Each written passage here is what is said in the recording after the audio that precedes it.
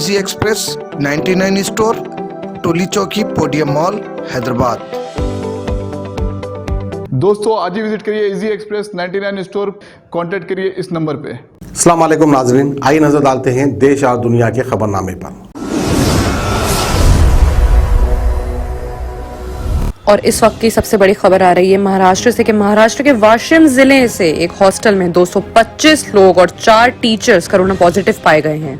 आपको बता दें कि पहले सिम्टम्स दिखना शुरू हुए थे जिसमें 39 लोग पॉजिटिव निकले। बाद में हॉस्टल के सभी लोगों का टेस्ट किया गया जिसमें कुल 229 लोग कोरोना पॉजिटिव पाए गए। हॉस्टल में 327 लोग फिलहाल रहते हैं। कोरोना वायरस के केसेस बढ़ते हुए आपको बता दें कि अमरावती में 1 हफ्ते का लॉकडाउन लगाया गया। वहीं महाराष्ट्र और मध्य प्रदेश की सीमा के जिले में नाइट कर्फ्यू का ऐलान किया गया है।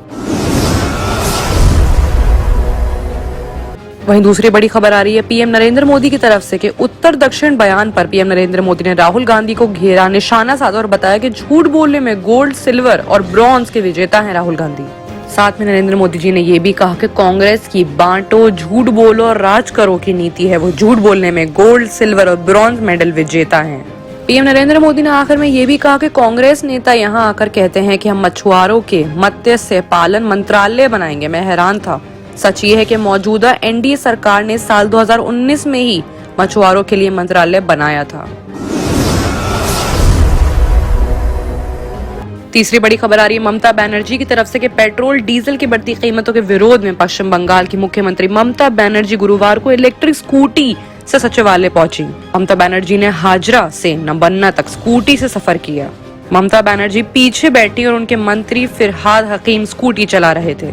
आपको बता दें कि ममता बनर्जी ने टीएमसी प्रमुख इस पर निशाना साधा है जो पेट्रोल और डीजल की बढ़ती कीमतों को लेकर भारतीय जनता पार्टी करने लगी है। ममता बनर्जी ने सरकार पर निशाना साध के ये भी कहा था कि केंद्र सरकार चुनाव से कुछ दिन पहले ही कीमतों को काफी कम कर देगी। उन्होंने कहा था कि वो बीजेपी यानी कि हर दिन रसोई गैस और डीजल की कीमतें बढ़ा रही है, ये चिंता का कारण है। केंद्र सरकार केवल कुछ ही दिनों में कीमतों को इतना कम कर देगी जब चुनाव उनके पास आने लगेंगे। और अगली बड़ी खबर आ रही है कि पीएनबी घोटाले में हीरा कारोबारी नीरव मोदी पर आज लंदन के कोर्ट में सुनवाई होगी। लंदन के वेस्टमिनिस्टर मजिस्ट्रेट के सामने वर्चुअल हियरिंग होगी आज उनकी, जिसमें जज सैमुअल गूजी प्रत्यंड अपना फैसला देंगे। बता दें कि पंजाब नेशनल बैंक के 14,000 करोड़ से भी अधिक का लोन की धोखाधड़ी का इल्जाम है नीरव मोदी पर। कोर्ट के फैसले के बाद उस पर अंतिम मोहर लगाने के लिए मामला ब्रिटेन के गृह मंत्री प्रीति पटेल के पास जाएगा। आइए बात करते हैं इंटरनेशनल खबरों की, जहां पे सबसे बड़ी खबर आ रही है इटली से कि इटली के एटना ज्वालामुखी यानी कि वोल्केनो दोबारा 1128 डिग्री के खौलते लावे के साथ नदियां बहा रहा है। इसका तापमान इतना है कि अगर लोहा भी चाहे तो उसमें पिघल सकता है। 7 लाख साल पुराना और दुनिया में दूसरा सबसे बड़ा वोल्केनो है इटली में। आपको बता दें कि हर साल 10 लाख टन लावा, 70 लाख टन कार्बन डाइऑक्साइड और सल्फर डाइऑक्साइड पैदा करता है ये वोल्केनो। ऐसे में साइंटिस्ट का मानना है कि अगर इसका लावा समुद्र में मिलता रहा तो भयानक सुनामी आने की उम्मीद है। वहीं दूसरी बड़ी खबर आ रही है चीन से कि चीन में तलाक पर बहस हो चुकी है। जज ने कहा है कि अगर शादी के बाद लड़की घर के काम करेगी तो 5 लाख रुपए का मुआवजा देना पड़ेगा। लोग बोले कि इससे ज्यादा मुआवजा तो घर की आया ले आती है। आपको बता दें कि महिला ने एक अदालत में 5 साल तक चली उनकी शादी, वहीं बच्चे की देखभाल करती रही के ऊपर एक केस किया था। घर का सारा काम उन्हें ही संभालना पड़ता था। ऐसे में कोर्ट ने अपने फैसले में कहा कि शादी के बाद औरत ने पति के घर में 5 साल अगर काम किया है तो उसे उसके लिए 5 लाख रुपए का मुआवजा मिलना चाहिए। इस फैसले पर लेकर चीन के लोग सोशल मीडिया पर खूब मजाक उड़ा रहे हैं कोर्ट का। उन्होंने कहा कि जज साहब इससे ज्यादा तो घर की आया ले आती है, अपने महिलाओं के जीवन को इतना सस्ता समझ लिया। दूसरी ही तरफ महिलाओं ने 17 लाख रुपए मुआवजे की बात भी की है। वहीं एक और बड़ी खबर आ रही है जो बाइडेन की तरफ से कि जो बाइडेन ने पलटा ट्रम्प का एक और फैसला। जी हाँ, ग्रीन कार्ड आवेदकों पर से बैन को हटा दिया है जो बाइडेन ने। आपको बता दें कि बाइडेन ने पूर्व राष्ट्रपति डोनाल्ड ट्रम्प द्वारा वैश्विक महामारी के दौरान ग्रीन कार्ड जारी रखने पर रोक जो लगी थी वो हटा दी है।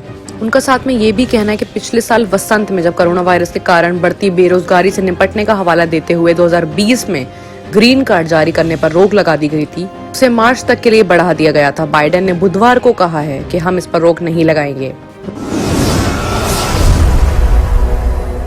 वहीं एक और बड़ी खबर आ रही है इमरान खान की तरफ से कि जी हाँ, इमरान खान को फाइनली याद आने लगा है भारत के अच्छे रिश्ते। इमरान खान ने कहा कि सत्ता में आते ही मैंने पड़ोसी देश भारत से कनेक्ट किया था और पीएम नरेंद्र मोदी को बताया था कि बेहतरी इसी में है दोनों देशों की कि वो बातचीत करे और उस बातचीत के दौरान अपने सारे मसले मसाइल दूर करे। हालांकि मुझे सफलता नहीं मिली, इमरान खान ने कहा कि लेकिन मुझे उम्मीद है कि बाद में मोदी जी को मेरी बात समझ आएगी। कारोबारी रिश्तों को सुधार कर ही हम गरीबी का मुकाबला कर सकते हैं। इमरान खान ने कहा कि जर्मनी और फ्रांस कई बार लड़े लेकिन आज वो इसके बारे में सोच भी नहीं सकते क्योंकि व्यापार यानी कि बिजनेस से जुड़े हैं इनके नाते। साथ ही में उन्होंने कहा कि मेरा सपना है कि हम मतभेदों यानी कि मसले मसाइल को हल करें। इमरान खान ने कहा कि क्षेत्र में कश्मीर को लेकर ही एक विवाद है। आखिर में इमरान खान ने ये भी कहा कि हम केवल यही चाहते हैं कि कश्मीर विवाद यानी कश्मीर मुद्दा का समाधान निकले और ये सिर्फ तभी पॉसिबल है जब दो देश बैठ के बातचीत करें।